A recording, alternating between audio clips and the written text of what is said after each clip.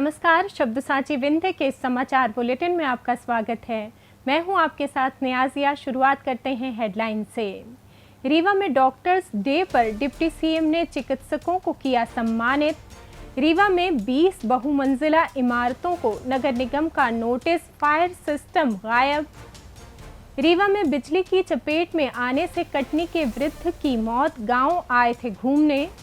रीवा में पेटी के नीचे छुपी नागिन ने वृद्धा को डसा, एसजीएमएच में इलाज के दौरान मौत। रीवा में बच्चों को किताब पढ़ना न आने पर शिक्षकों पर गिरेगी गाज। रीवा में श्रमिक पर चाकूबाजी करने वाले 2 आरोपी गिरफ्तार। मऊगंज में ओवर स्पीड कार का कहर, युवक की मौत, मासूम बेटे समेत 8 घायल। मऊगंज में तेज रफ्तार ऑटो पलटने से चालक गंभीर रूप से घायल। मऊगंज में आम तोड़ने के विवाद में युवक की मौत, 2 गिरफ्तार। मैहर में चलती संघमित्रा एक्सप्रेस से गिरा युवक, गंभीर हालत में कटनी रेफर। मैहर में मां शारदा मेला क्षेत्र में पॉलीथीन पर पूर्ण प्रतिबंध, सड़कों पर उतरे एसडीएम तहसीलदार। मैहर में किराना दुकान से अवैध शराब जब्त, आरोपी गिरफ्तार। सीधी में मामूली विवाद में पड़ोसी ने लोटे से मारकर की हत्या, एसजीएमएच रीवा में तोड़ा दम। सिंगरौली के देवसर क्षेत्र में 2 अलग अलग ट्रैक्टर हादसों में किशोर समेत 2 की मौत और रीवा समेत कई जिलों में गरज चमक के साथ बारिश का अलर्ट। अब खबरें विस्तार से।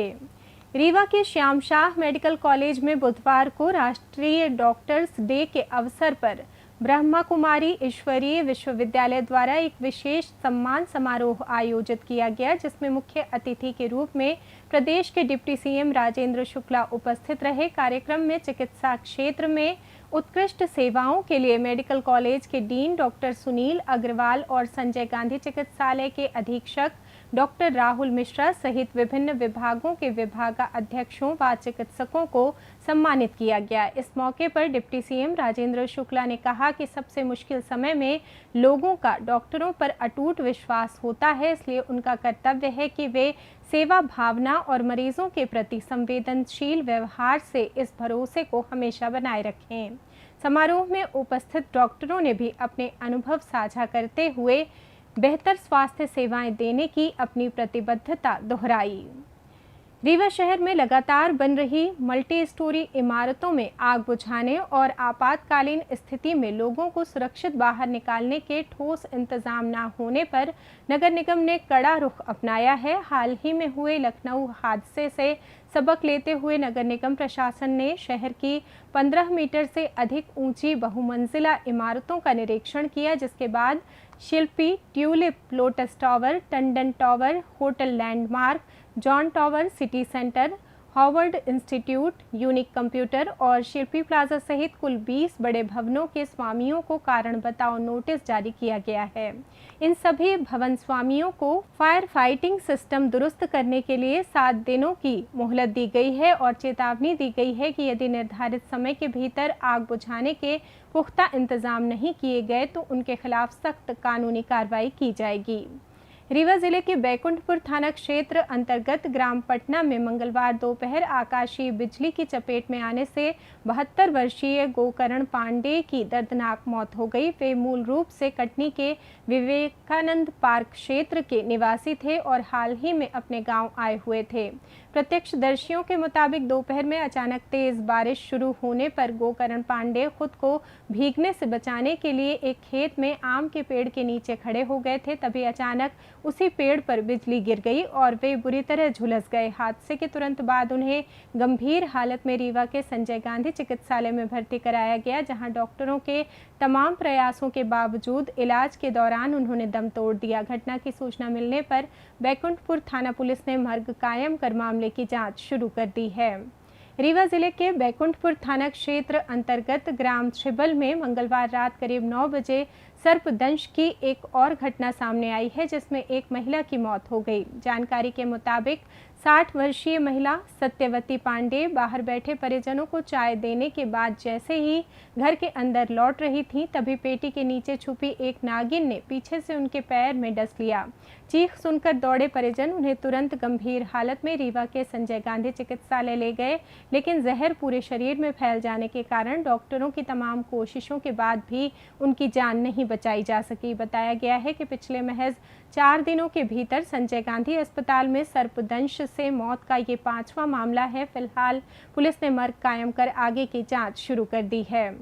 रीवा संभाग के शासकीय स्कूलों में शैक्षणिक गुणवत्ता सुधारने के लिए संभागायुक्त शीलेंद्र सिंह ने नया मापदंड तय करते हुए कड़े निर्देश जारी किए हैं। समीक्षा बैठक के दौरान उन्होंने लोक शिक्षण के संयुक्त संचालक को निर्देशित किया कि आगामी निरीक्षणों के दौरान कक्षा 4 और 5 के प्रत्येक बच्चे को हर हाल में किताब पढ़ना आना चाहिए और यदि छात्र ऐसा करने में असमर्थ पाए गए तो इसे सीधे तौर पर शिक्षकों की लापरवाही मानकर उनके खिलाफ सख्त दंडात्मक कार्रवाई की जाएगी। बच्चों को देश का भविष्य बताते हुए संभागायुक्त ने शिक्षकों को गुणवत्तापूर्ण शिक्षा देने की अपनी जिम्मेदारी पूरी करने की हिदायत दी है, जिसके बाद प्राथमिक स्कूलों के गिरते शैक्षणिक स्तर को देखते हुए संभाग के शिक्षकों में हड़कंप मच गया है।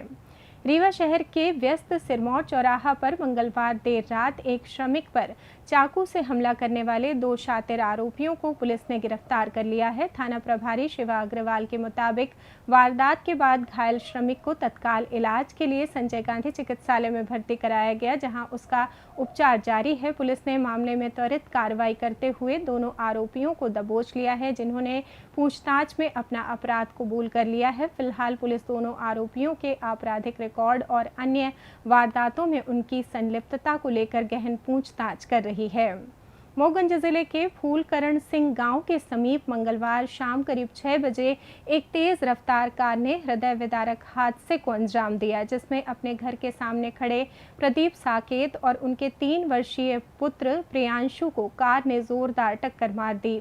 इस टक्कर में प्रदीप कार में फंसकर घिसटते चले गए और उनकी मौके पर ही मौत हो गई, जबकि उनका मासूम बच्चा गंभीर रूप से घायल हो गया। दिल दहला देने वाले इस हादसे के बाद भी चालक ने कार नहीं रोकी और भागने के चक्कर में लहराती हुई गाड़ी ने सड़क पर जा रही 2 मोटरसाइकिलों को भी अपनी चपेट में ले लिया, जिससे मीना शुक्ला, उनके पति सुरेश शुक्ला और नर्मदा साकेत समेत कुल 8 लोग घायल हो गए, जिनमें से 4 की हालत बेहद नाजुक बताई जा रही है। रफ्तार का ये तांडव तब थमा जब कार अंत में एक ट्रैक्टर से जा टकराई, जिसके तुरंत बाद कार में सवार 4 युवक उतरकर मौके से फरार हो गए। हादसे के बाद इलाके में मची अफरा तफरी के बीच स्थानीय लोगों ने तत्परता दिखाते हुए सभी घायलों को तुरंत अस्पताल पहुंचाया, जहां डॉक्टरों ने प्रदीप को मृत घोषित कर दिया। वहीं मोगंज पुलिस अब मामला दर्ज कर फरार कार चालक और उसके साथियों की तलाश कर रही है।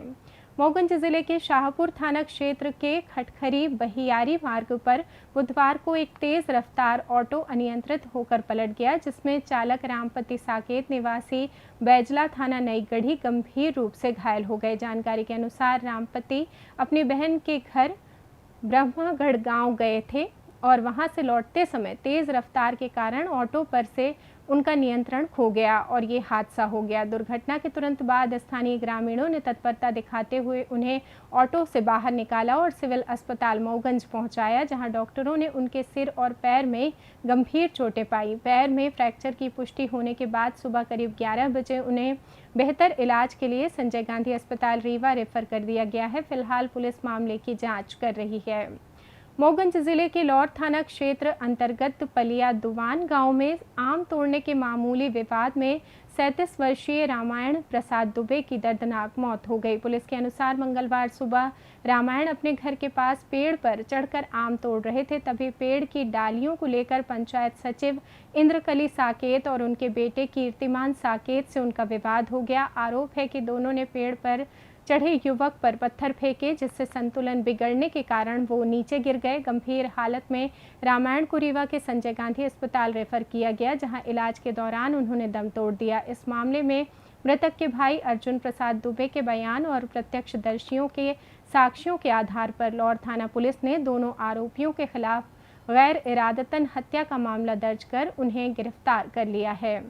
मैहर में बुधवार सुबह दानापुर से बेंगलुरु जा रही संघमित्रा एक्सप्रेस ट्रेन से गिरकर एक 18 वर्षीय युवक गंभीर रूप से घायल हो गया। हादसा सुबह करीब 7:30 बजे मैहर और अमदरा स्टेशन के मध्य पकरिया के पास तब हुआ जब बिहार के बेगूसराय जिले के भगवानपुरा निवासी अरविंद शाह का पुत्र नीटू कुमार ट्रेन के गेट के पास खड़ा होकर सफर कर रहा था और अचानक असंतुलित होकर नीचे गिर गया। इस दुर्घटना में युवक के सिर और शरीर के अन्य हिस्सों में गंभीर चोटें आई हैं। घटना की सूचना मिलते ही आरपीएफ के हेड कांस्टेबल अरुण पांडे और उनकी टीम तत्काल मौके पर पहुंची और घायल युवक को प्राथमिक सहायता प्रदान करते हुए उपचार के लिए कटनी जिला अस्पताल रेफर किया, जहां फिलहाल उसका इलाज जारी है और रेलवे पुलिस मामले की जांच कर रही है।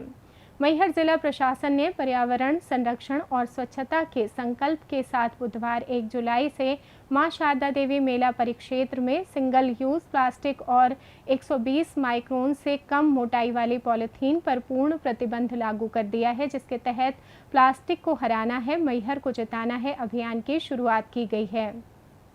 कलेक्टर विदिशा मुखर्जी के आदेशानुसार अब क्षेत्र में प्रतिबंधित प्लास्टिक के उपयोग, विक्रय, भंडारण और वितरण पर पूरी तरह रोक रहेगी, जिसका उल्लंघन करने पर 500 रुपये का अर्थदंड और दुकानदारों के खिलाफ सख्त कानूनी कार्रवाई की जाएगी। प्रतिबंध के पहले दिन जागरूकता फैलाने के उद्देश्य से एसडीएम दिव्या पटेल, तहसीलदार जितेंद्र पटेल और सीएमओ प्रिंस अग्रवाल सहित प्रशासनिक अमले ने खुद सड़कों पर उतरकर प्लास्टिक कचरा उठाया और दुकानदारों को कपड़े, जूट या कागज के थैलों का उपयोग करने के निर्देश दिए।